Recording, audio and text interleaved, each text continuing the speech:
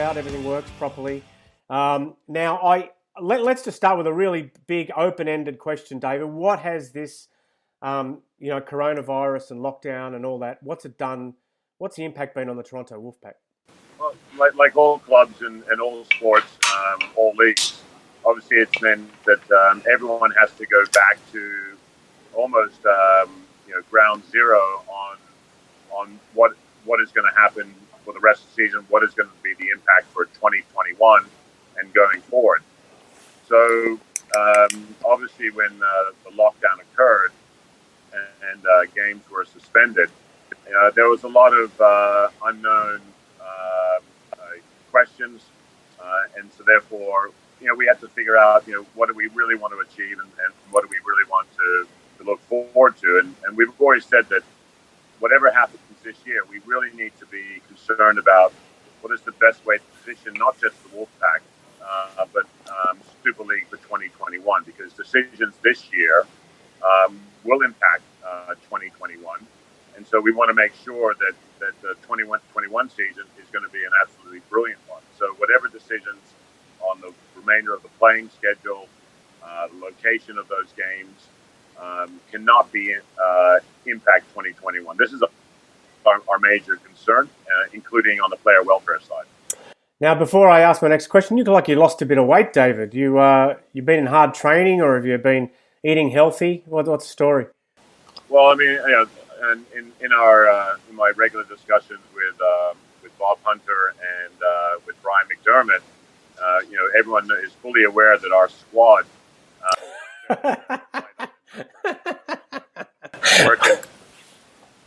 working hard to impress Big Mac.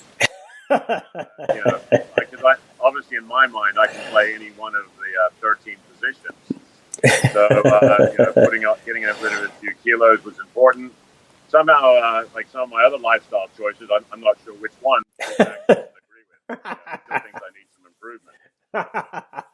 Now, we've been reading over here just in the last 24 hours about players haven't agreed to go back yet, and I think Mike Cooper said only 3 clubs, and then subsequently I think Gareth Carvell has said 6 clubs, and we expected fixtures beyond the resumption weekend to be announced. That hasn't happened.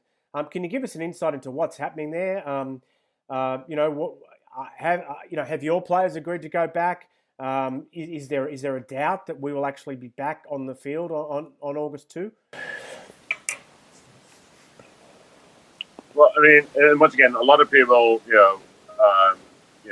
sort of find it slightly unusual that an owner doesn't necessarily know all the details, whether it be player signings or player transfers.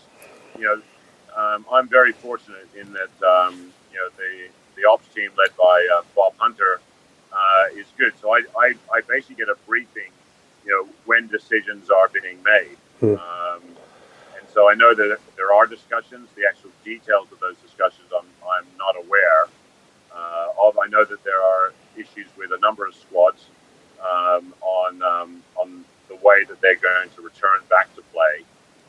But I think that the issues on pay and percentages is only part of the real issue. I think that the real focus should be on player welfare, to making sure that if players, when players in the games do proceed this year, that the player welfare is top of the priority list. And that means not playing too frequently, so that the bodies have a chance to recover. I think those are where we should really be thinking, as well as the risk of COVID infections inside of a squad. Because if you don't address those issues and it's not safe to resume, then resumption should not occur. Right, okay. And are you satisfied that those conditions have been met, or you've still got your own personal doubts about that? Well, I mean, I try to break everything down to numbers, and the UK has done very well in at the moment in reducing the COVID spread rate, but it still is a big challenge, and I refer refer to like the major North American sporting leagues, where they've got a much bigger budget to quarantine players into locations to limit spread of COVID. But you've got issues at the NBA level, you've got issues at the NHL level, you've got issues at MLB, Major League Baseball. You also have issues where a men's team in MLS has had to pull out of their tournament because they had a COVID spread. So at the last minute, a team had to withdraw. I think that announcement happened earlier this week or late last week. And the same thing happened I think it was in either the WNBA, which is the Women's National Basketball Association. A team had to withdraw, or the Women's MLS League, where at the last minute a team had to withdraw from the playing schedule for this year because of COVID spread. And you look at some of the other decisions that have been made in the Ivy League sporting fall calendar. They've canceled all Ivy League sporting fixtures for the fall. And of course, it's a different environment in the U.S. compared to the U.K. So, I think that there is there is definitely a risk out there that with a resumption of play this year for any sport in any league anywhere in the world, that the schedule might have to be redone because of a last-minute withdrawal because of COVID spread within inside of a team. And I think that's a really real risk, and it needs to be managed, and it's expensive to do that.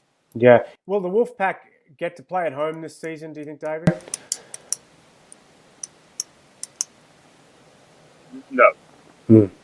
Okay. How difficult? If you come to Canada, you've got a 14-day quarantine period. Okay. So any resumption this season, and any schedule, would require Wolfpack to play all of its games away. Right. And you also in our competition, of course, you've got Catalans, and so once again, they're not having schedule release, but like how is Catalans going to play the remainder of the season? Is it all going to be in the UK, or will there be away games in Catalans? What are the implications for that? Potential reintroduction of COVID travel bans or quarantine. So there's a lot of issues to be considered, and those things, it's dynamic. You can't just make a decision and ignore what is happening day to day. So there's a lot of challenges out there. You've fallen between the Canadian. That being said,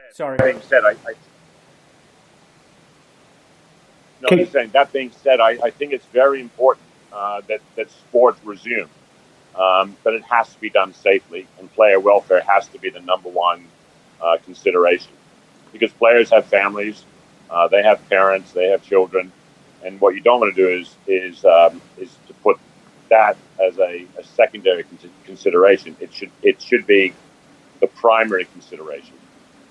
You've fallen between the UK government's assistance to sports and the Canadian government's assistance to sports, and don't appear to have got much of anything from either. How big has the financial impact been of that situation?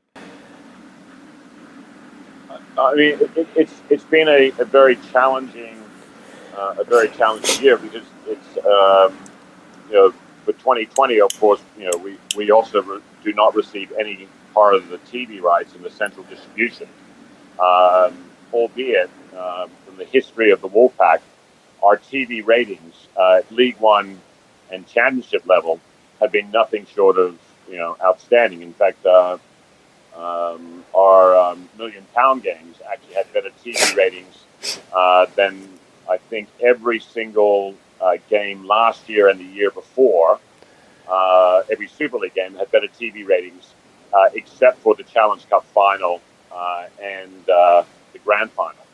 So in our case, we don't receive government assistance on either side of the pond, and the Wolfpack has not received any part of central distribution, albeit we outdraw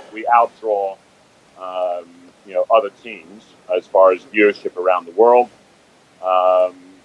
except for the Grand Final and the Challenge Cup finals for 18 and 19. Now that's, so we have a lot of impasse in not receiving benefits, and of course not receiving what I think is should be an equal distribution of our TV right money. Because remember, that money is retained by the Super League, for their cost. So we have to get this matter resolved. Right. So perhaps next year, David, you do want a cut of the TV money? I think we deserve a cut, and I think we've earned a cut. Yeah. David, last week there was a vote on whether the RFL and Super League should get back together again after a couple of years apart. What's the club's position on that issue? It was very close, the vote. So, obviously, when the decision for Super League and the RFL to have two independent, administration bodies and to be run separately, we were, obviously in the championship at that point, so we were not involved in those decisions, and in fact, even though we're a member of Club of Super League, we're not a member of the RFL, so we don't have a vote. Mm-hmm. But at Super League level, as a 1/12 member club, we do have the opportunity to express our views. The most important, looking at the macro of the game, is that the properties, the media properties that the RFL have, the media properties the Super League have, there are some benefits in marketing those properties together to get the best television rights and to get the best sponsorship deals. So I think there's a way to increase the revenue coming into the game across all of the game in the UK. And I think by having both organizations market the whole range of properties, I think is a good thing. I think there is some benefit there. Now, other people might have different views. I think that it makes sense. On the cost side, there are duplications of efforts. And so I think it also is important to look at making sure that during these tough times, especially, that the costs of running Super League and the RFL be optimized. And I think there are some optimizations that can be achieved.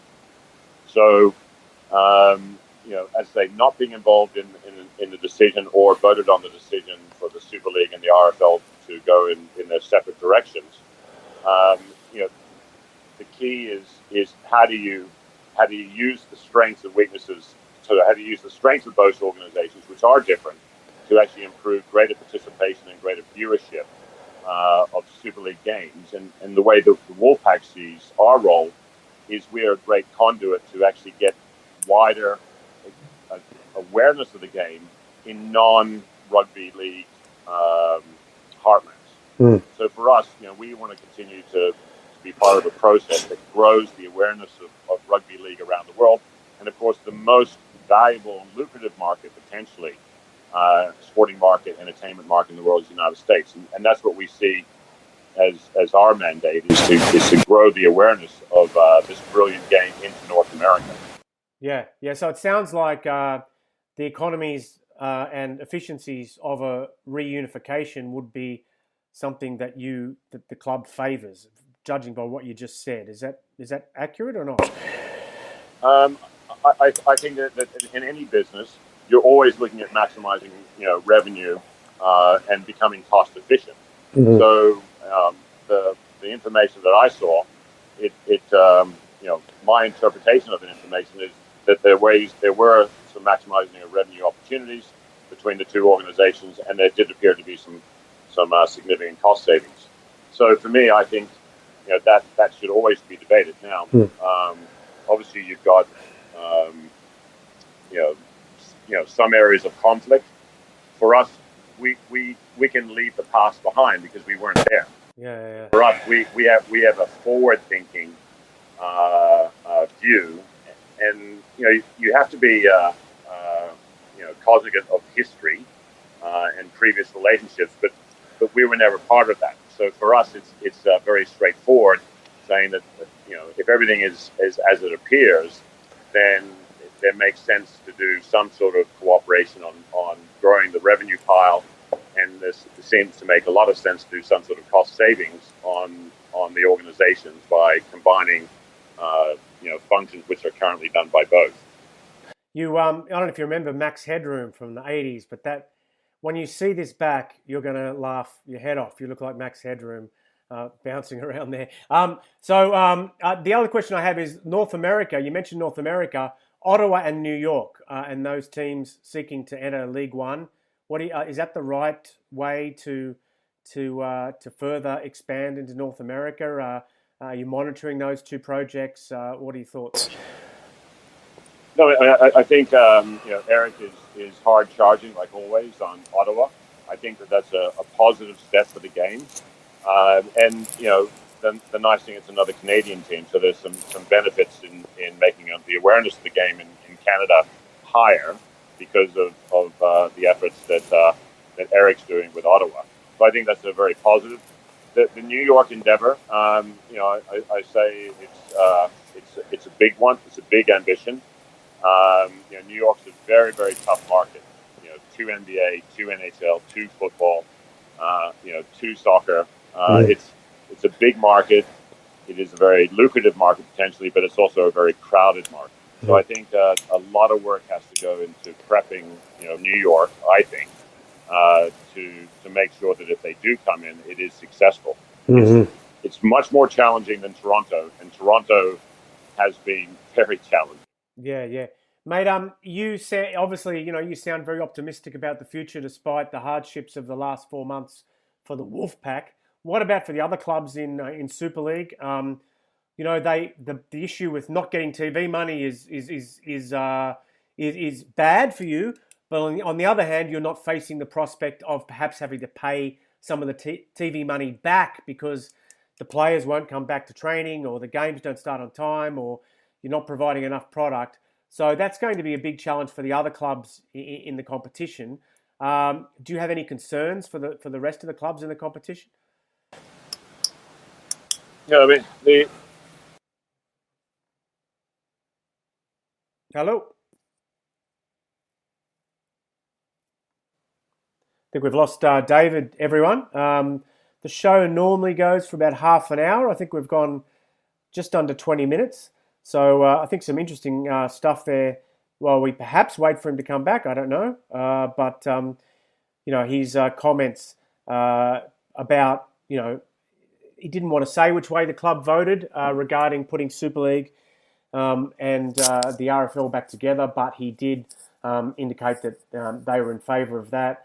He also had some concerns about the resumption of the competition, and if you've been following the press in the last couple of days, there's been some real worries on the part of firstly the players, saying that they feel like they're being railroaded into taking pay cuts. Mike Cooper said on a podcast that the only 3 clubs had agreed. And and again, if the games don't come back on time, as Gary Carter wrote in the Sun this morning, then the clubs are going to have to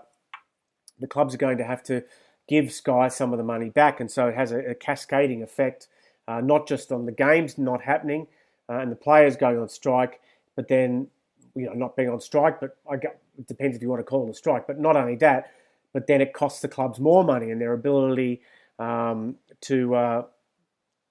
meet their commitments sinks still further.